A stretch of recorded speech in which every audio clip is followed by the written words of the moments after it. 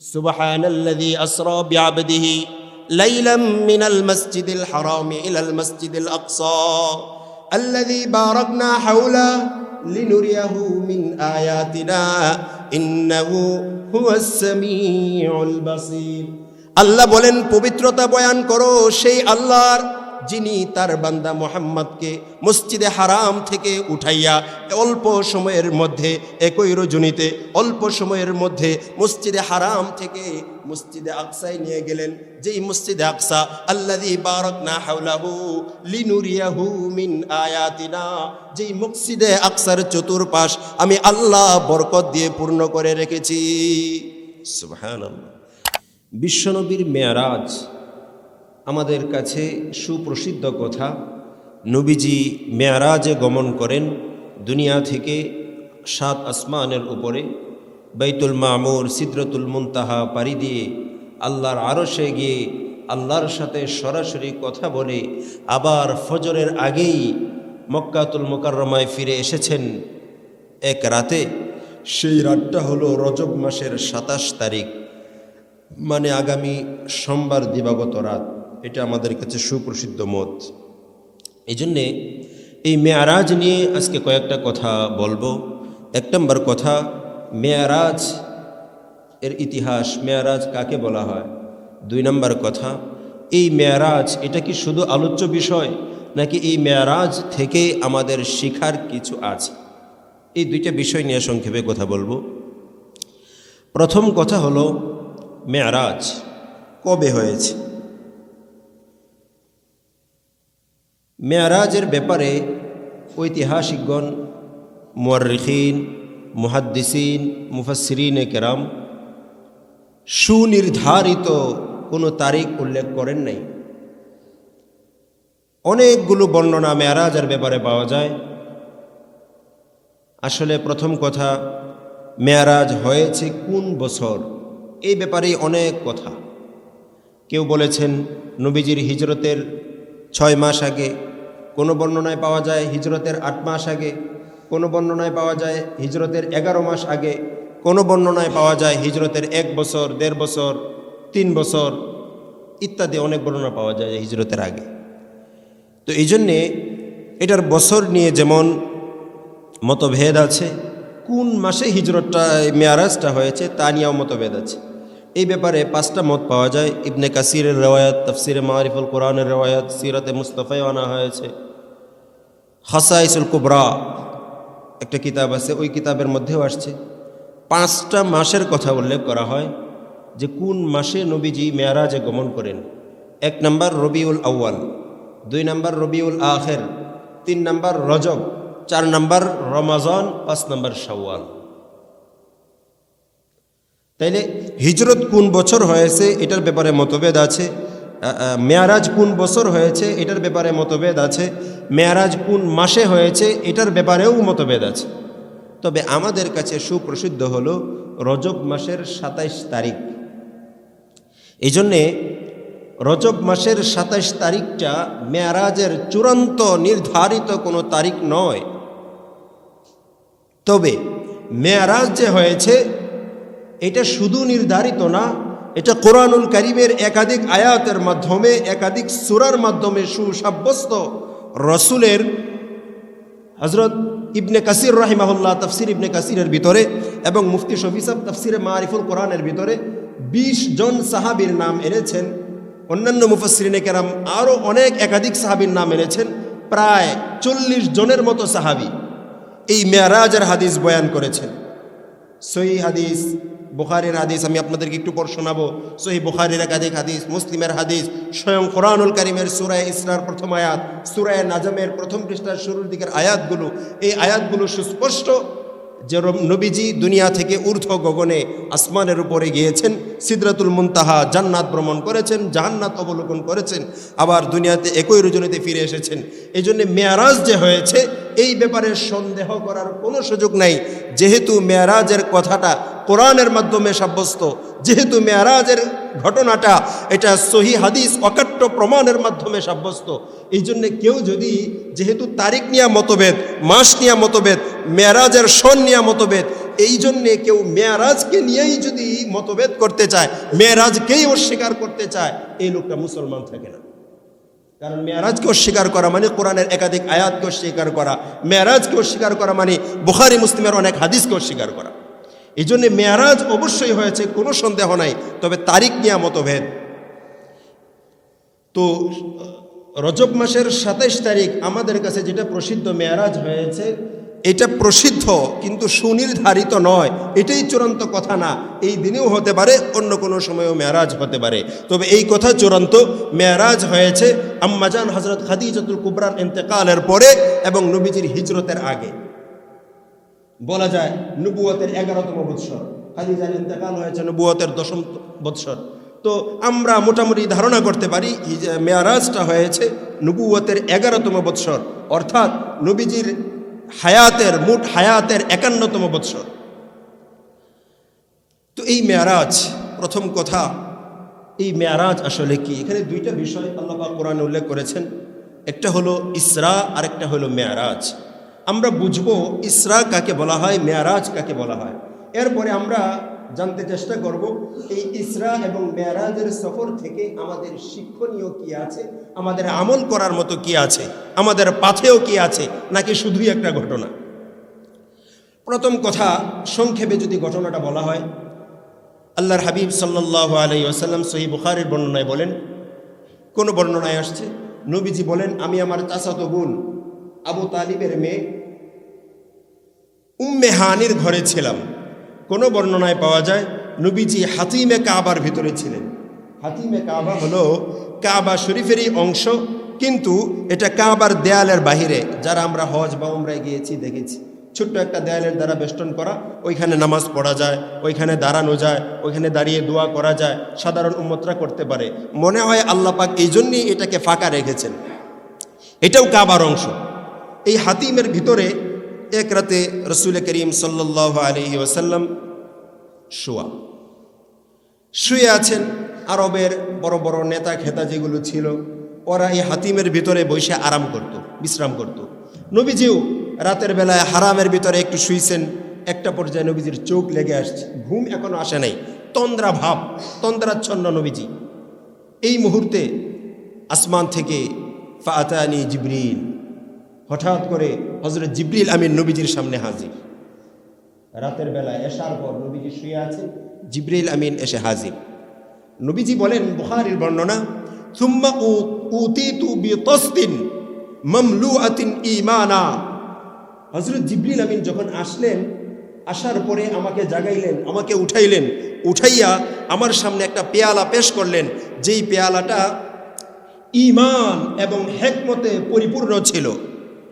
উতিতু বিতাসতিন মিন যাহাব, এই পাত্রটা, এই পেয়ালাটা ছিল স্বর্ণের। এই পেয়ালাটা ঈমান এবং প্রজ্ঞা, ঈমান এবং হিকমতের দ্বারা ভরপুর ছিল। আর ওই পেয়ালার ভিতরে জমজমের পানি ছিল। এই অবস্থায় নবীজি বলেন, হযরত মালিক ইবনে সালসালা তিনি হাদিসটা বয়ান করেন, নবীজি বলেন যে এই অবস্থায় হযরত জিবরিল আমিন আমাকে বসাইয়া আমার গলাদেশ থেকে শুরু করে পেট পর্যন্ত এই বক্ষদেশ পুরাটা ফারাইলেন, চিরলেন, মাঝখান দিয়ে চিরলেন, ফারাইলেন কুদরতিভাবে। ফারানোর পরে ফাস্তাখরাজা কলবি, আল্লাহর হাবিব বলেন, তখন আমার কলিজাটা, আমার কলবটা আমার ভিতর থেকে বের কইরা ওই যে জান্নাত থেকে আনা স্বর্ণের পেয়ালা, ঈমান আর হিকমতের দ্বারা পরিপূর্ণ যেই পেয়ালা, যেই পেয়ালার ভিতরে জমজমের পানি, ওই জমজমের পানির মধ্যে আমার কলিজাটা, আমার কলবটা হযরত জিবরিল আমিন ওই পানির ভিতরে চুবাইয়া সুন্দর কইরা ধুইয়া আবার ওই কলবটাকে ওইখান থেকে উঠাইয়া পবিত্র কইরা, এমনিই তো পবিত্র, আরও পবিত্র কইরা আমার ভিতরে ঢুকাইয়া, যেখান থেকে বের করেছিলেন ওইখানে ঢুকাইয়া আবার আমার এই বুকটা আবার জোড়ায়া দিলেন, সেলাইয়া দিলেন, কুদরতি সেলাই, বাস শুকাইতে কোনো সময় লাগে না। এইটাকে বলা হয় শাক্কা সদর। এই ঘটনা নবীর সাথে 4 বার হয়েছে। নবীজির বুকটাকে 4 বার এইভাবে এখান থেকে এই পর্যন্ত ছেঁড়া হয়েছে। একবার নবীজি শিশু বালক দুধমা হালিমাতু সাদিয়ার কাছে, ছোট্ট বালক 3-4 বছরের বাচ্চা, ওই সময় নবীজির বুকটা ফাইরা কলিজাটা বের কইরা সাদা পোশাক পরিহিত জিবরিল আমিন এবং তার সাথে আরেকজন ফেরেশতা আয়েশা নবীর কলিজাটা বের কইরা এরকম জমজমের পানিতে স্বর্ণখচিত পাত্র ঈমান আর হিকমতের দ্বারা পূর্ণ পাত্রের মধ্যে ধুইয়া আবার নবীজির এই কলবটাকে আবার বুকের ভিতরে প্রতিস্থাপন করা হয়েছে। এইভাবে আরো 3 বার হয়েছে। সর্বশেষ নবীজির সত্যে সদর বক্ষ বিদারণ হয়েছে এই মেরাজের সময়। এরপরে নবীজি বলেন সুম্মা উতিতু বিদাব্বা, আমার কলিজাটাকে জমজমের পানি দ্বারা ধৌত করে অতি পবিত্র কইরা আমার কলবটাকে আবার প্রতিস্থাপন করার পরে বিশ্বনবী আমাকে বললেন, নবীজি উঠেন, আপনাকে সফরে যেতে হবে। সুম্মা উতিতু বিদাব্বাতিন ফাওকাল বাগলি দুনাল হিমার। আল্লাহর হাবিব বলেন, এরপরে জিবরিল বলেন যে আপনি চলেন, আপনাকে একটু সফরে যেতে হবে। সফরে কিভাবে যাব? নবী বলেন সুম্মা উতিতু বিদাব্বা, একটা জানোয়ার আনা হয়েছে, একটা প্রাণী, একটা বাহন আনা হয়েছে, যেই বাহনটা ফাওকাল বাগলি দুনাল হিমার, গাধার চেয়ে একটু ছোট, আবার খচ্চরের চেয়ে একটু বড়, এরকম একটা বাহন নিয়ে নবীজির সামনে আসা হয়েছে। কালার ছিল আবিয়াদ, তাহলে খুব বড় না, গরুর চেয়ে তো গাধা আর একটু ছোট না, গাধার চেয়েও একটু ছোট, খচ্চরের চেয়ে একটু বড়, এমন একটা বাহন, সাদা কালার, সাদা রঙের একটা বাহন নিয়ে আসা হয়েছে। নবীজি বলেন যে তখন জিবরিল আমিন আমাকে বললেন যে আপনি এই বাহনে উঠেন। বাহনে উঠা মাত্র আল্লাহর হাবিব বলেন, এই যে এই বাহনটাকে বলা হয় ওয়াহুয়াল বুরাক, এই যে একটা প্রাণী বাহন আসলো, এই প্রাণীটার নাম কি বলেন তো? বুরাক। এটার নাম ছিল বুরাক। নবীজি বলেন এর গতি ছিল এত, সে যখন সামনের দিকে তাকাইতো তার চোখটা যত দূর গিয়া পড়তো তার পাটা ওইখানে গিয়া পড়তো। তাকাইলে যদ্দূর দেখা যায় তার পা গিয়া পড়তো সেই একদম তার চোখের শেষ সীমায়। এইভাবে এই বাহনের উপর হইয়া নবীজি দৌড়াইতেছেন, এই নবীজিকে নিয়া এই বাহন দৌড়াচ্ছে। অল্প সময়ের ভিতরে হাজার হাজার মাইল পাড়ি দিয়া মসজিদে হারাম, মক্কাতুল মুকাররমার মসজিদে হারাম থেকে একদম সেই ফিলিস্তিনের বর্তমান জেরুজালেম, ফিলিস্তিনের জেরুজালেমে অবস্থিত মুসলমানদের প্রথম কিবলা মসজিদে আকসা, বাইতুল মুকাদ্দাস, ওইখানে মুহূর্তের মধ্যে পৌঁছে গেল। রাস্তায় অনেক ঘটনা ঘটেছে। কিছু দূর যাওয়ার পরে হযরত জিবরিল আমিন বলেন, ইয়া রাসূলুল্লাহ আপনি একটু নামেন, এই জায়গাটা বড় পবিত্র দেখা যায়, গাছে ভরা। ইদ্রিস কান্দনবী রহমতুল্লাহি আলাইহি সিরাতুল মুস্তাফার ভিতরে ঘটনাগুলো এনেছেন, খাসাইসুল কুবরা থেকে নকল করেছেন যে কিছু দূর যাওয়ার পরে জিবরিল আমিন বলেন যে হুজুর এখানে গাছে ভরা, একদম খুব ঘন ঘন গাছ, খেজুর গাছ, আপনি এখানে নেমে 2 রাকাত নামাজ পড়েন। বিশ্বনবী নেমে 2 রাকাত নামাজ পড়লেন। জিবরিল আমিন এবার নবীজিকে প্রশ্ন করেন, ইয়া রাসূলুল্লাহ, ইয়া হাবিবাল্লাহ, আপনি কোন জায়গায় নামাজ পড়েছেন, আপনি জানেন কি? নবীজি বলেন, না আমি তো জানি না, আমাকে না বললে জানবো কোত্থেকে? যারা বলে নবী গায়েব জানতেন, এখানে জানলেন না কেন? নবী গায়েব জানতেন না, অনেক ঘটনা। তো নবী বলেন, না আমি তো জানি না। জিবরিল আমিন বলেন, হাজা ইয়াসরিব আই মদিনাতুর রাসূল, আরে এটাই তো হলো সেই মদিনা, সেই ইয়াসরিব যেই মদিনায় মক্কার কাফেরদের যন্ত্রণায় অতিষ্ঠ হইয়া ওরা যখন আপনাকে মক্কায় থাকতে দিবে না, মক্কা ছেড়ে হিজরত করে আপনি যেই জমিনে এসে এই দ্বীনের দাওয়াতকে পূর্ণ করবেন, যেই জমিনের মানুষেরা দ্বীনের দাওয়াতের সহযোগী হবে, আনসারের ভূমিকা পালন করবে, ইসলাম পূর্ণ হবে যেই জমিনে, এটাই তো হচ্ছে সেই মদিনাতুর রাসূল। কিছু দূর যাওয়ার পরে জিবরিল আমিন বলেন, ইয়া রাসূলুল্লাহ দাঁড়ান, এখানে আর একটু নামাজ পড়েন, আরো 2 রাকাত নামাজ পড়েন। নামাজ শেষে জিবরিল আমিন জিগায়, হুজুর কোথায় নামাজ পড়েছেন আপনি জানেন কি? নবী বলেন, আমি তো জানি না। জিবরিল আমিন বলেন, এটাই হচ্ছে সেই সিনাই পর্বত, সিনাই পর্বত, মাকামু সিনা, সিনাই মরুভূমি, যেই মরুভূমিতে আল্লাহ পাক হযরত মূসা নবীর সাথে, যেই মরুভূমির মধ্যে তুর পাহাড় অবস্থিত, যেই মরুভূমিতে আল্লাহ পাক হযরত মূসা নবীর সাথে ওয়া কাল্লামাল্লাহু মূসা তাকলিমা, সরাসরি কথা বলেছিলেন, এটাই হচ্ছে সেই সিনাই পর্বত, সিনাই মরুভূমি। কিছু দূর যাওয়ার পরে আবারও জিবরিল আমিন বলেন, হুজুর দাঁড়ান, এখানে একটু নামাজ পড়ে যান। নামাজ শেষে আবার জিবরিল আমিন জিজ্ঞেস করে, হুজুর কোথায় নামাজ পড়লেন আপনি জানেননি? নবী বলেন, আমি তো জানি না। জিবরিল আমিন বলেন, এটা হচ্ছে মাদিয়ান, আপনার ভাই ওয়া ইলা মাদিয়ানা আখাহুম শুআইবা, হযরত শুআইব আলাইহিস সালাম যেই শহরে নবী হিসেবে প্রেরিত হয়েছিলেন, এটাই হচ্ছে সেই মাদিয়ান শহর। কিছু দূর যাওয়ার পরে জিবরিল আমিন বলেন, হুজুর দাঁড়ান, এখানেও 2 রাকাত নামাজ পড়ে যান। নবীজি নামাজ শেষ করলেন। জিবরিল বলেন, জি ইয়া রাসূলুল্লাহ, কোথায় নামাজ পড়েছেন? আপনি জানেন কি? জিবরিল বলেন, না, আমি তো জানি না, না বললে জানবো কোত্থেকে? হযরত জিবরিল আমিন বলেন, এটা হচ্ছে মাকামুল লাহাম। আপনার ভাই সর্বশেষ নবী, আপনার আগে সর্বশেষ নবী যিনি দুনিয়াতে এসেছিলেন, হযরতে ঈসা আলা নবিয়িনা ওয়া আলাইহিস সালাতু ওয়াস সালাম, উনি যেই জায়গায় জন্মগ্রহণ করেছিলেন, এটাই হচ্ছে সেই জায়গা যাকে বলা হয় মাকামুল লাহাম। এইভাবে পাড়ি দিয়া সবশেষ নবীজি সাল্লাল্লাহু আলাইহি সাল্লাম সেই ফিলিস্তিনের, বর্তমান ফিলিস্তিনের বাইতুল মাকদিস, জেরুজালেমে অবস্থিত মসজিদে আকসা, বাইতুল মুকদ্দাস, মসজিদে আকসা, বাইতুল মাকদিস, ওইখানে গিয়ে পৌঁছলেন। ওইখানে যাওয়ার পরে নবীজি যখন বুরাক থেকে নামলেন, নেমে মসজিদে আকসায় ঢুকে 2 রাকাত নামাজ পড়লেন, তাহিয়াতুল মসজিদ, মসজিদে প্রবেশের যেই নামাজ। 2 রাকাত নামাজ পড়ার পরে জিবরিল আমিন নবীজির যেই বুরাকটা, বাহনটা ছিল, এটা একটা পাথরকে ছিদ্র কইরা ওই পাথরের সাথে বেঁধে রাখলেন। এই মসজিদে আকসার ব্যাপারে সূরা বনী ইসরাঈলের প্রথম আয়াত আল্লাহ বলেন, সুবহানাল্লাযী আসরা বিআবদিহি লাইলাম মিনাল মাসজিদিল হারামি ইলাল মাসজিদিল আকসা আল্লাযী বারাকনা হাওলা লিনুরিয়াহু মিন আয়াতিনা ইন্নাহু হুয়াস সামিউল বাসীর। আল্লাহ বলেন, পবিত্রতা বয়ান করো সেই আল্লাহর, যিনি তার বান্দা মুহাম্মদকে মসজিদে হারাম থেকে উঠাইয়া অল্প সময়ের মধ্যে, একই রজনীতে অল্প সময়ের মধ্যে মসজিদে হারাম থেকে মসজিদে আকসায় নিয়ে গেলেন। যেই মসজিদে আকসা, আল্লাযী বারাকনা হাওলাহু লিনুরিয়াহু মিন আয়াতিনা, যেই মসজিদে আকসার চতুর্পাশ আমি আল্লাহ বরকত দিয়ে পূর্ণ করে রেখেছি। সুবহানাল্লাহ। এই জন্য আমার ভাইয়েরা, দুনিয়ার অন্য কোনো জায়গা আর মসজিদে আকসা এক নয়। দুনিয়ার অন্য কোনো জায়গার মুসলমানদের মজলুম হওয়ার ইতিহাস আর ফিলিস্তিনের জেরুজালেমের মসজিদে আকসার আশপাশে যেই মুসলমানেরা ফিলিস্তিনের মুসলমানদের মজলুম হওয়ার ইতিহাস এক নয়। সবাইকে এক নজরে দেখলে চলবে না। এই মসজিদে আকসার ব্যাপারে কোরআনে আল্লাহ বলে দিয়েছেন, আল্লাযী বারাকনা হাওলা, মসজিদে আকসার চতুর্পাশ আমি আল্লাহ বরকত দিয়ে, রহমত দিয়ে, মাগফিরাত দিয়ে, চতুর্পাশ রহমত দিয়ে আমি আল্লাহ ভরপুর করে রেখেছি। দ্বীনি রহমত, দুনিয়াবি রহমত সব আছে এখানে। দ্বীনি রহমত 1 নাম্বার, সমস্ত নবী এই মসজিদে আকসায় গমন করেছেন। সুবহানাল্লাহ।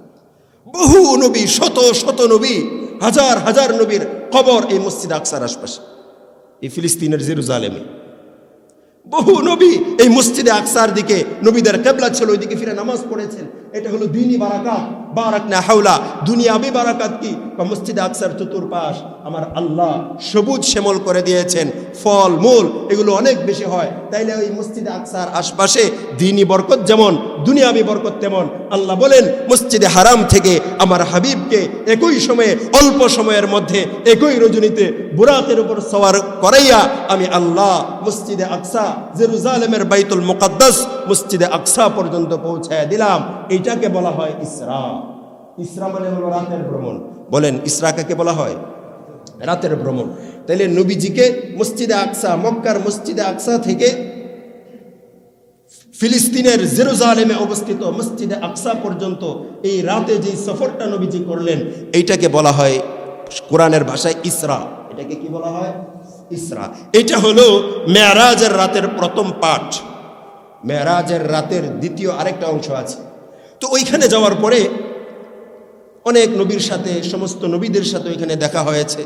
এই দেখাটা কি ঊর্ধ্ব গগনে যাওয়ার আগে হয়েছে না পরে হয়েছে, এই ব্যাপারে মতভেদ আছে।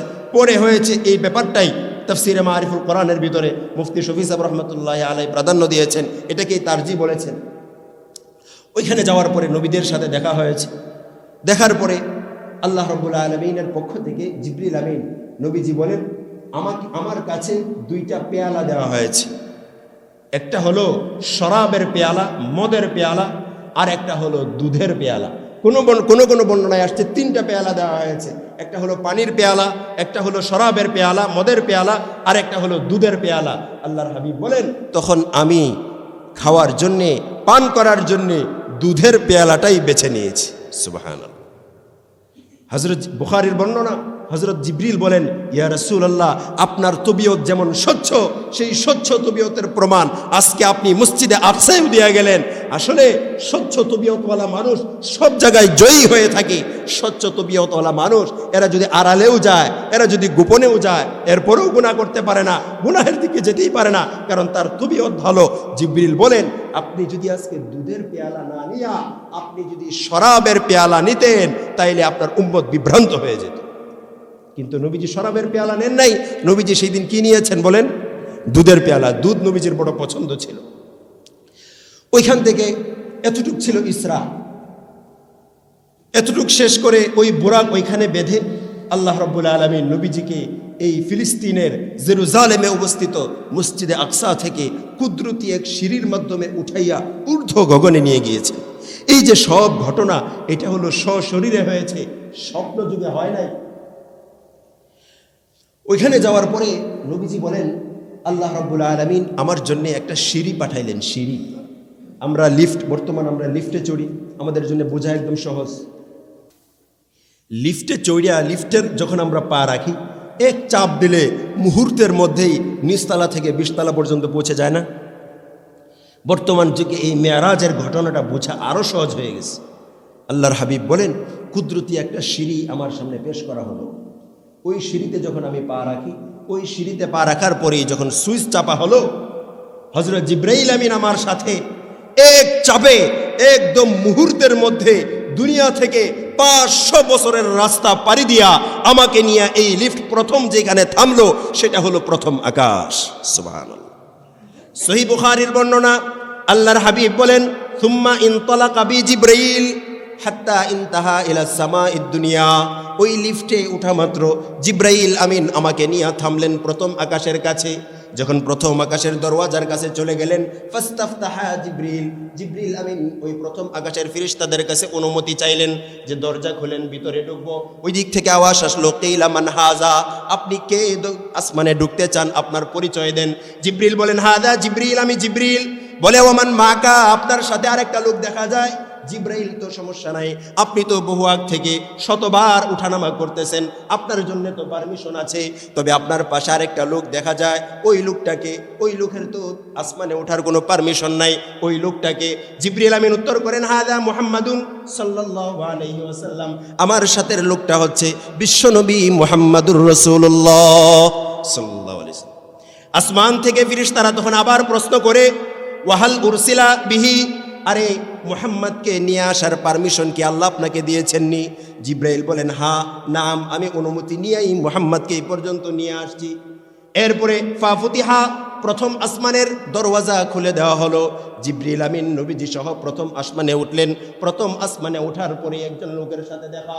জিবরিল বলেন, হাদা আদম, হাদা আবুকা আদম, ওগো বিশ্বনবী, ইনি হচ্ছেন আপনার আদি পিতা হযরতে আদম আলাইহিস সালাম, ফাসাল্লিম আলাইহি, আপনি তাকে সালাম করেন। বিশ্বনবী বলেন, ফাসাল্লামতু আলাইহি ফারাদ্দা আলাইয়া, আমি আমার বাবা আদমকে সালাম করলাম, তিনিও আমার সালামের জবাব দিলেন। এরপরে আমাকে বললেন, মারহাবান বিল ইবনি সালেহ ওয়াল নবী সালেহ, হে প্রিয়, হে একজন বিশ্বনবী, হে আমার একজন ইবনি সালেহ, আমার নেককার সন্তান বিশ্বনবী মুহাম্মদ, আপনাকে স্বাগতম, আপনাকে সংবর্ধনা। এইভাবে আমার বাবা আমাকে সংবর্ধনা জানাইলেন, সম্মান জানাইলেন।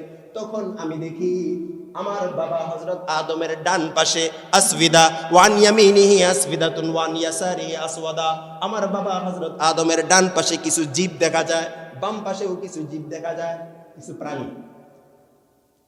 হযরতে আদমকে আমি দেখি, যখন তিনি ডান দিকে তাকান তখন তিনি হাসতে থাকেন, আবার যখন তিনি তার বাম দিকে তাকান তখন কাঁদতে থাকেন। আমি জিবরিল আমিনকে জিজ্ঞেস করলাম যে এই যে ডান পাশে কিছু জীব দেখা যায়, বাম পাশে কিছু জীব দেখা যায়, ডান পাশে তাকাইলে আমার বাবা হাসে, বাম পাশে তাকাইলে আমার বাবা কাঁদে, এর রহস্য কি? জিবরিল আমিন বলেন, এইটা হচ্ছে আপনার বাবা আদমের সন্তানেরা যারা দুনিয়ায় কিয়ামত পর্যন্ত আসবে। কিছু সন্তান ডান পাশে আছে, কিছু সন্তানের রূহ বাম পাশে আছে।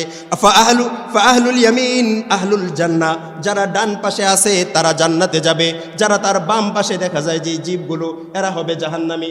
যখন তার জাহান্নামী সন্তানগুলোর চেহারার দিকে তাকান আমার বাবা তখন কাঁদেন।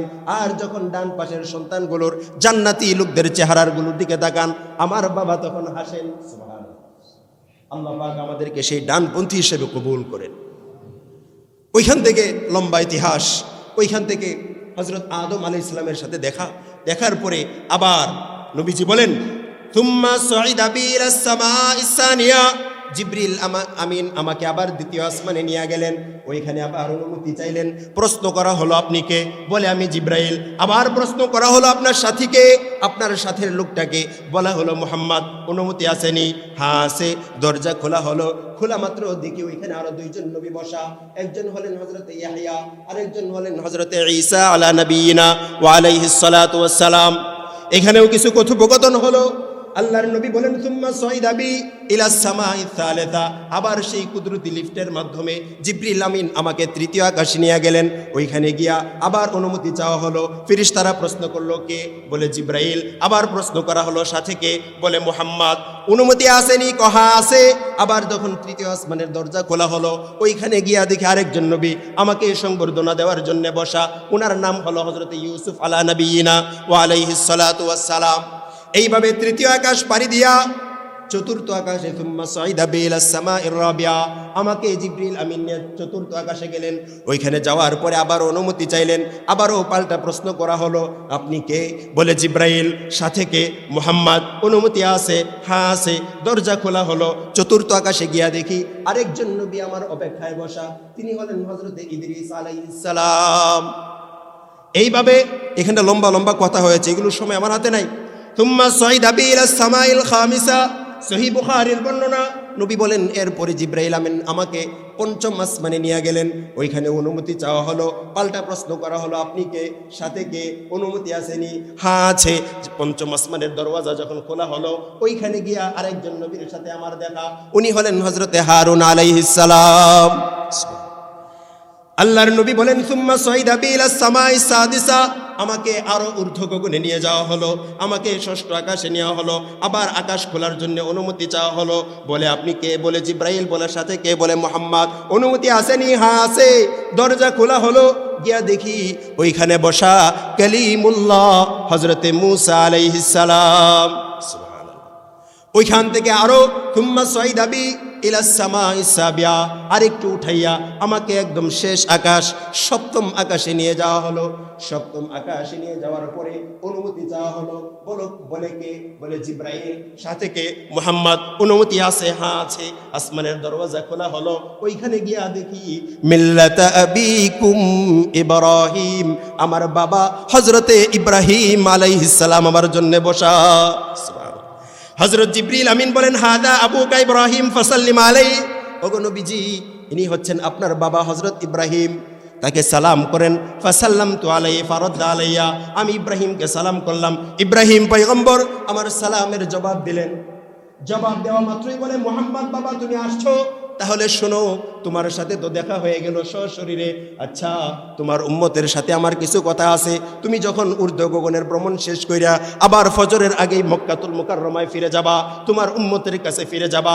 দুনিয়ায় যাওয়া মাত্র সর্বপ্রথম যেই কাজটা করবা, আখরি উম্মাতাকা মিন্নি আসসালাম। ইমাম তিরমিজি জামে তিরমিজির ভিতরে হাদিসটা এনেছেন। হযরত ইব্রাহিম আলাইহিস সালাম মেরাজের রজনীতে আমার নবীকে সপ্তম আকাশে বৈশা, মেরাজের রজনীতে আমার নবীকে বলেন, তুমি যখন দুনিয়াতে যাবা গিয়া আখরি উম্মাতাকা মিন্নি আসসালাম, তোমার উম্মতের কাছে আমি বাবা ইব্রাহিমের সালাম পৌঁছাবা। সুবহানাল্লাহ। আচ্ছা, আমাদেরকে এখানে বসা আপনাকে যদি সালাম পাঠায় বাংলাদেশের ডক্টর ইউনুস, আচ্ছা মক্কা শরীফের ইমাম সাহেব আপনাকে ডেকে পাঠায়, কেমন লাগবে এটা? আপনাকে আমাকে বিশ্বনবীর প্রতিটা উম্মতকে সালাম জানিয়েছেন, সালাম পাঠিয়েছেন কে? হযরত ইব্রাহিম আলাইহিস সালাম। ইব্রাহিম বলেন, আপনার উম্মতের কাছে যাবেন, গিয়া আখরি উম্মাতাকা মিন্নি আসসালাম বলবেন, ও আমার উম্মত সকল, ও আব্দুল্লাহ, ও আব্দুর রহমান, ও আব্দুর রহিম, ও খালেদ, ও মুক্তমুখ, আমার উম্মতেরা যারা আছো তোমাদের প্রত্যেককে আমার বাবা হযরতে ইব্রাহিম 7 আসমানে বসা, যিনি বাইতুল মামুরে হেলান দিয়া 7 আসমানের উপর বসা, ওইখান থেকে তোমাদের সকলকে সালাম পাঠিয়েছে। এই সালাম পাঠানোর পরে আরেকটা মেসেজ আমার পক্ষ থেকে তোমার উম্মতের কাছে পৌঁছাইবা। ওই মেসেজটা হলো ওয়া আখবিরহুম আন্নাল জান্নাহ তাইয়্যিবাতুত তুরবা।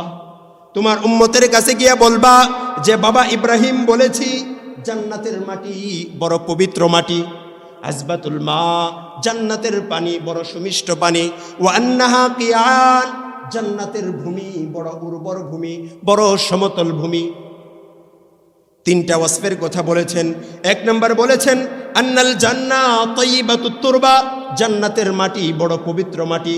দুই নম্বরে বলেছেন জান্নাতের পানি বড় সুমিষ্ট পানি। তিন নম্বরে বলেছেন জান্নাতের মাটি বড় উর্বর মাটি, বড় সমতল মাটি। তবে একটা জিনিসের অভাব, জান্নাতের মাটি বড় উর্বর, তবে এই মাটিতে কোনো গাছপালা বৃক্ষ তরুলতা নাই। আচ্ছা, মাটি যতই উর্বর হোক, যদি শাকসবজি না থাকে, গাছপালা বৃক্ষ তরুলতা না থাকে, এখানে কি ঘুরতে মজা লাগে? আপনারা কি বলেন? মানুষ ঘুরতে যায় হাওরে নাকি পার্কে? হাওরে যায় না পার্কে যায়? পার্কে যায়। কেন? হাওরে কোনো গাছগাছালি নাই, পার্কে গাছগাছালি আছে। গাছের ছায়ায় বসলে এই বাতাসের ফিলিংস মজা লাগে। হযরত ইব্রাহিম বলেন জান্নাতের মাটি তো পবিত্র, পানি তো সুমিষ্ট, মাটি তো সমতল, মাটি তো উর্বর, তবে একটা জিনিসের অভাব, ওইখানে ছায়া দেওয়ার মতো কোনো বৃক্ষ তরুলতা গাছপালা নাই। যদি জান্নাতে থাকতে হয় তাইলে বসবাস উপযোগী করার জন্যে ওইখানে বৃক্ষ তরুলতা শাকসবজি লাগানোর দরকার আছে না নাই? হযরতে ইব্রাহিম আলাইহিস সালাম বলেন আপনি আপনার উম্মতকে গিয়ে বলে দিবেন কেউ যদি জান্নাতের জমিনে থাকতে চায় এইখানে গাছ লাগাইতে হবে, জমিটাকে বড় বসবাস উপযোগী সুন্দর করতে হবে, ছায়াদার বৃক্ষ লাগাইতে হবে, ফলদার বৃক্ষ লাগাইতে হবে। বৃক্ষ লাগবে কোত্থেকে? ওয়া আন্না গিরাসাহা সুবহানাল্লাহ ওয়ালহামদুলিল্লাহ ওয়ালা ইলাহা ইল্লাল্লাহু আল্লাহু আকবার। ইব্রাহিম পয়গম্বর বলেন আপনার উম্মতকে বলে দিবেন এই জান্নাতের মাটিতে যদি কেউ গাছ লাগাইতে চায় একবার সুবহানাল্লাহ বলবে, একটা গাছ লেগে যাবে। একবার আলহামদুলিল্লাহ বলবে, আরেকটা গাছ লাগায়া দেওয়া হবে। একবার লা ইলাহা ইল্লাল্লাহ বলবে, আরেকটা গাছ জান্নাতের জমিনে উঠে যাবে। আরেকবার আল্লাহু আকবার বলবে, আরেকটা গাছ লেগে যাবে। এইভাবে যতবার জিকির করবে, যতবার সুবহানাল্লাহ, আলহামদুলিল্লাহ, লা ইলাহা ইল্লাল্লাহ, আল্লাহু আকবার বলবে, ততটা গাছ জান্নাতের জমিনে লাগানো হয়ে যাবে। সুবহানাল্লাহ। আরো তো অনেক ফজিলত, এই একটা ফজিলত তো যথেষ্ট জিকির করার জন্য। কি বলেন? করবো ইনশাল্লাহ। কখনো সুবহানাল্লাহ, কখনো আলহামদুলিল্লাহ, কখনো লা ইলাহা ইল্লাল্লাহ, কখনো আল্লাহু আকবার। হুজুর কতবার? আরে কতবার না, বেহিসাব, অগণিত। হুজুর আমি 100 বার পড়েছি। কিসের 100 বার? 100 বার হলো সর্বনিম্ন। আপনি যতবার পারেন ততবার পড়তে থাকেন। এটা হলো বাবা আমাদের জন্য একটা ওজিফা দিয়েছেন, আমার নবীর ওজিফা, আমাদের পিতা জাতির পিতা হযরত ইব্রাহিম আলাইহিস সালামের ওজিফা। আমরা আমল করবো তো ইনশাআল্লাহ। ওইখানে একটা ঘর আছে বাইতুল মামুর। নবীজি বলেন সহিহ বুখারীর বর্ণনা, আমি দেখি আমার বাবা হযরত ইব্রাহিম বাইতুল মামুর নামক একটা মসজিদ, ওই মসজিদের দেয়ালের সাথে হেলান দিয়ে এভাবে বসে আছে। ওই বাইতুল মামুর কি? সূরা তুরের ভিতরে আল্লাহ বলেছেন ওয়াত্তুরি ওয়া কিতাবিম মাসতুর ফি রাক্কিম মানশুর ওয়াল বাইতুল মামুর। বাইতুল মামুর হলো এমন একটা মসজিদ, যেই মসজিদটা দুনিয়ার মসজিদে হারাম যেখানে, কাবা শরীফ যেখানে, ঠিক কাবা শরীফের বরাবর 7 আসমানের উপরে আল্লাহ পাক একটা মসজিদ নির্মাণ করে রেখেছেন। ওই মসজিদটাকে বলা হয় মসজিদে বাইতুল মামুর, ওইটাকে বলা হয় বাইতুল মামুর। দৈনিক 70,000 ফেরেশতা ওই বাইতুল মামুরকে তওয়াফ করতেছে। দৈনিক কতজন?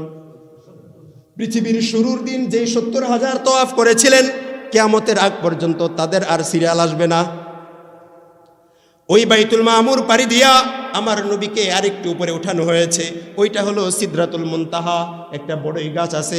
এটা হলো শেষ সীমা। দুনিয়ার কোনো বিষয় যখন আসমানের উপরের দিকে উঠে ওই পর্যন্ত গিয়া থামে, ওইখানে গিয়া থামে।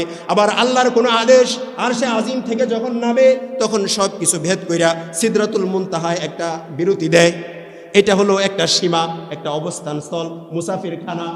ওই সিদরাতুল মুনতাহায় একটা বড়ই গাছ আছে। নবীজি বলেন যে বড়ই গাছের এক একটা বড়ই হবে দুনিয়ার বড় বড় মটকার মতো। ওই বড়ই গাছের এক একটা পাতা হলো হাতির কানের মতো বড় বড়। সুবহানাল্লাহ। ওইখানে ওই বড়ই গাছের ডালে আল্লাহর অগণিত ফেরেশতারা স্বর্ণের প্রজাপতির রূপে ওইখানে ঝুলে ঝুলে আছে। সুবহানাল্লাহ। এটা নিয়ে লম্বা কথা বলার সময় নাই। ওইটা হলো সিদরাতুল মুনতাহা। এইখানে গিয়া আমার আপনার আমল প্রথমে গিয়া সিদরাতুল মুনতাহায় গিয়া থামে। কাল্লা ইন্না কিতাবাল আবরারি লাফি ইল্লিয়িন। আল্লাহ বলেছেন তুমি নেক কাজ করবা, তোমার আমলটা নেকটা দুনিয়ায় থাকবে না। প্রথম আকাশ, দ্বিতীয় আকাশ, তৃতীয়, চতুর্থ, পঞ্চম, ষষ্ঠ, সপ্তম আকাশ পাড়ি দিয়া, বাইতুল মামুর পাড়ি দিয়া সিদরাতুল মুনতাহার কাছে ইল্লিয়িন রাখা আছে, ওইখানে তোমার আমল চলে যাবে। ওইখান থেকে সিদরাতুল মুনতাহা থেকে আল্লাহর হাবিব বলেন আমাকে আরেকটু উপরে উঠানো হয়েছে।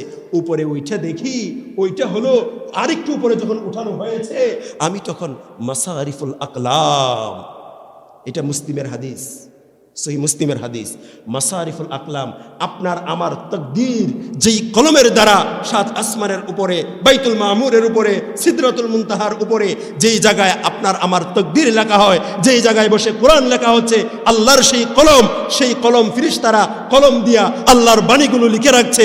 কাকে জান্নাতে দিবে, কাকে জাহান্নামে দিবে, কাকে রিজিক দিবে, কাকে রিজিক থেকে বঞ্চিত করবে, কে চাকরি পাবে, কে চাকরি থেকে আউট হবে, এই সমস্ত কথা যেখানে লেখা হয় তাকদীরের কথা, আমি এত উপরে উঠলাম সেই কলমের লেখার আওয়াজ শুনতেছিলাম। সুবহানাল্লাহ। এরপরে নবীজিকে আরো উপরে উঠানো হলো, একদম নিতে নিতে আল্লাহ পাকের কাছে, একদম আল্লাহর কাছে নিয়ে যাওয়া হলো। আল্লাহর হাবিব বলেন রাআইতু রাব্বি আযজা ওয়া জাল ফি লাইলাতিন উসরিয়া বি, যেই রাতে আমাকে ঊর্ধ্বগ করে নিয়ে যাওয়া হয়েছে, ওইখানে গিয়ে আমি আমার আল্লাহকে স্বচক্ষে দেখে এসেছি। সুবহানাল্লাহ। ওইখানে আমার নবীর সাথে আমার আল্লাহর অনেক লম্বা কথোপকথন হয়েছে। সব কথার মধ্যে একটা হাদিস শোনায় কথা শেষ করব। সেই কথাটা হলো ওইখানে যাওয়ার পরে ওইখানে আবার জান্নাত দেখানো হয়েছে, জাহান্নাম নবীর সামনে আনা হয়েছে, লম্বা কথা। এরপরে এক পর্যায়ে যখন আল্লাহ পাকের সাথে কথা হয়, আল্লাহ বলেন হে হাবিব আপনি আসছেন, অনেক কিছু নবীকে দিয়েছেন। এক নাম্বার, নবীজিকে বিশেষভাবে 3টা জিনিস দেওয়া হয়েছে। বলেন কয়টা জিনিস দেওয়া হয়েছে? এক নাম্বার 50 ওয়াক্ত নামাজ দেওয়া হয়েছে। কয় ওয়াক্ত? 2 নাম্বার, এটা বুখারীরও হাদিস, মুসলিমেরও হাদিস, 50 সালাহ, 50 ওয়াক্ত নামাজ। এটা কোনো ইসরায়েলি মৌজু দুর্বল বর্ণনা নয়, 50 ওয়াক্ত নামাজ দেওয়া হয়েছে। 2 নাম্বার, সূরা বাকারার শেষ আয়াতটা দেওয়া হয়েছে। 3 নাম্বার, নবীজিকে 1 নাম্বার 50 ওয়াক্ত নামাজ দেওয়া হয়েছে। 2 নাম্বার, সূরা বাকারার শেষ আয়াত দেওয়া হয়েছে। 3 নাম্বার, গুফিরা লিমান লাম ইউশরিক বিহি শাইআ, যেই আল্লাহর বান্দা দুনিয়ায় থেকে আল্লাহর সাথে শিরিক করবে না, আল্লাহ বলেন একদিন না একদিন আমি তাকে মাফ করে জান্নাত দিয়াই দিব। সুবহানাল্লাহ। আসেন 50 ওয়াক্ত নামাজ, 50 ওয়াক্ত নামাজ নিয়ে আল্লাহর নবী আবার ফেরত আসছেন। 6ষ্ঠ আকাশে বসা ছিলেন মুসা আলাইহিস সালাম। আবার নবীদের সাথে দেখা, মুসা আলাইহিস সালাম জিগায়, আসমানে গেলেন, আল্লাহর সাথে কথা বললেন, আপনারা কি দিল? আমার 50 ওয়াক্ত নামাজ দিছে। সাবধান, লয়ে যায় না দুনিয়াতে। আমি লয়ে গেছিলাম বনি ইসরায়েলের কাছে, এরা আমল করে না, একটু কমায় নিয়ে আসেন। রাসূল আবার ফেরত গেলেন আল্লাহর কাছে, যে আল্লাহ একটু কমায় দেন। কোন কোন বর্ণনায় আসছে 10 ওয়াক্ত নামাজ একবারে কমাইছেন, কোন কোন বর্ণনায় আসছে সিরাতে মুস্তাফার ভিতরে ইসকান্দর লিখেছেন 5 ওয়াক্ত নামাজ কমাইছেন। এইভাবে কমাইতে কমাইতে 5 ওয়াক্ত কমায় আনলেন। আবার মুসা বললেন এখন কয় ওয়াক্ত? বলে 45 ওয়াক্ত। আর একটু যান, আরো কয়টা কমায় আসেন, এত পারবে না। এইভাবে কমাইতে কমাইতে সর্বশেষ যখন 5 ওয়াক্তে এসে ঠেকলো, হযরত মুসা নবী বলেন হে মুহাম্মদ, হে আমার ভাই মুহাম্মদ, না না 5 ওয়াক্ত নামাজ নিয়ে দুনিয়ায় যাবেন না। আপনার উম্মত দৈনিক 5 ওয়াক্ত নামাজ পড়বে না, এরা অলসতা করবে, এরা গাফেল হবে, নামাজ না পড়িয়া জাহান্নামে যাবে। আপনি আবারও যান, আল্লাহর কাছে গিয়ে আবেদন করেন 5 ওয়াক্ত নামাজ থেকে আরো কিছু কমায় আনেন। আল্লাহর হাবিব বলেন, তখন আমি বলেছি ফাস্তাহিয়াইতু রব্বি, না না এতবার গিয়েছি, বারবার গিয়েছি, প্রতিবার যখন গিয়েছি 5 ওয়াক্ত করে নামাজ কমায় দেয়, এবার আমার যাইতে লজ্জা হয়। কেন লজ্জা হয়? মুহাদ্দিসিনে কেরাম লিখেছেন, আল্লাহর নবী তখন চিন্তা করলেন, একবার গিয়েছি, নামাজ কমছে কয় ওয়াক্ত? 5 ওয়াক্ত। এবার মোট আছে কয় ওয়াক্ত? 5 ওয়াক্ত। নবী বলেন এইবার যদি যাই, তার মানে আবেদন করা হবে যে পুরো নামাজটাই বাতিল করে দেন, আমি এটা পারবো না। তখন এই 5 ওয়াক্ত নামাজ নিয়ে দুনিয়াতে আসছেন। আল্লাহ পাক বলে দিন, হে আমার বন্ধু, হে আমার হাবিব মুহাম্মদ, মনে রাখবেন আপনার উম্মত কমাইতে কমাইতে তাদের জন্য 5 ওয়াক্ত নামাজ নিয়ে গেলেন, তবে তাদেরকে বলে দিবেন এরা নামাজ পড়বে 5 ওয়াক্ত, নেকি হবে 50 ওয়াক্তের। সুবহানাল্লাহ। আমার ভাইয়েরা, যেই কথা বলছিলাম এটা হলো মেরাজের ইতিহাস। এরপরে নবীজি আবার সেই বাইতুল মুকাদ্দাসে আসছেন, ওইখান থেকে মসজিদে হারামে ফেরত আসছেন। সকালে কাফেরদের কাছে বলছেন, কাফেররাও স্বীকার করে। হযরতে সিদ্দিক আকবর বললেন, আরে আমার নবী, আমার বিশ্ব নবী মুহাম্মদুর রাসূলুল্লাহ যদি এই ঘটনা বলে থাকে, তাইলে আর কোনো কথাই নাই, আমি এক কথায় বিশ্বাস করি, কারণ আমি তো এর চেয়েও মারাত্মক, এর চেয়েও অনেক কঠিন কঠিন বিষয় নবী বলেছেন জান্নাত আছে, জাহান্নাম আছে, আখেরাত আছে, ওইগুলোই বিশ্বাস করে ফেলেছি। এই ইসরা আর মেরাজের ঘটনা বিশ্বাস করা আমি আবু বকরের জন্য কোনো ব্যাপারই না। এই থেকে হযরত আবু বকরের নাম হয়েছে সিদ্দিক। কি নাম হয়েছে? এই হলো মেরাজের ঘটনা। সর্বশেষ আমি মেরাজ থেকে শিক্ষা কিন্তু পাইছেন। এক নাম্বার, হযরত আদমের সাথে যখন দেখা হয়েছে, একদল মানুষ জান্নাতি, একদল মানুষ জাহান্নামী। আমরা এখান থেকে শিক্ষা পাই আল্লাহর কাছে কি দোয়া করব? জান্নাতের দোয়া করব, জান্নাতি হওয়ার দোয়া করব। হযরত ইব্রাহিমের সাথে যখন দেখা, তিনি একটা ওজিফা দিয়েছেন কি দেন নাই? দিয়েছেন। সেটা হলো জিকিরের মাধ্যমে জান্নাতের জমিনে কি লাগে? গাছ লাগানো হয়। এরপরে বিশেষভাবে তিনটা জিনিস নবীজিকে দেওয়া হয়েছে। এক নাম্বার কি দেওয়া হয়েছে? ও আমার ভাইরা, যারা মেরাজ নিয়ে খুব খুশি, মেরাজ উদযাপন করতে চান, এই প্রায় 40 জন সাহাবী থেকে বর্ণনা, তাদের কারো থেকে মেরাজের রজনীর আলাদা নামাজ, আলাদা ইবাদত কোনো ইতিহাস পাওয়া যায় না। এই জন্য মেরাজের আলাদা কোনো ইবাদত বলেন নাই। মেরাজের ইবাদত কোনটা? 5 ওয়াক্ত নামাজ। মেরাজের ইবাদত কোনটা? আল্লাহর জিকির। মেরাজের ইবাদত কোনটা? সূরা বাকারার শেষ আয়াত আমরা মাঝে মাঝে নামাজে তেলাওয়াত করি, আমানার রাসূলু বিমা উনজিলা ইলাইহি মির রাব্বিহি ওয়াল মুমিনুন। মেরাজের শিক্ষা কি? মেরাজের শিক্ষা হলো আল্লাহর সাথে শিরিক না করা। আল্লাহ রাব্বুল আলামিন আমাদের সকলকে মেরাজ থেকে শিক্ষা নিয়ে, এক নাম্বার জিকির বেশি বেশি করতে হবে। 2 নাম্বার, মেরাজ যদি আপনি খুশি হন, নবীজির মেরাজ পায়া মেরাজের উপর আমল করতে চান, আপনাকে 5 ওয়াক্ত নামাজ পড়তে হবে। 3 নাম্বার, সূরা বাকারার শেষ আয়াত অন্য দিনের তাফসীর হবে। এই আয়াতটা পড়িয়া, এই আয়াতে যে দোয়াগুলো শেখানো হয়েছে সেইগুলো আমার আল্লাহর কাছে চাইতে হবে। 4 নাম্বার, আল্লাহর সাথে শিরিক করা যাবে। আল্লাহ রাব্বুল আলামিন এই মেরাজ থেকে আমাদেরকে এই শিক্ষা নেওয়ার তৌফিক দান করেন। আমিন ওয়া আখিরু দাওয়ানা আনিল হামদুলিল্লাহি রাব্বিল আলামিন।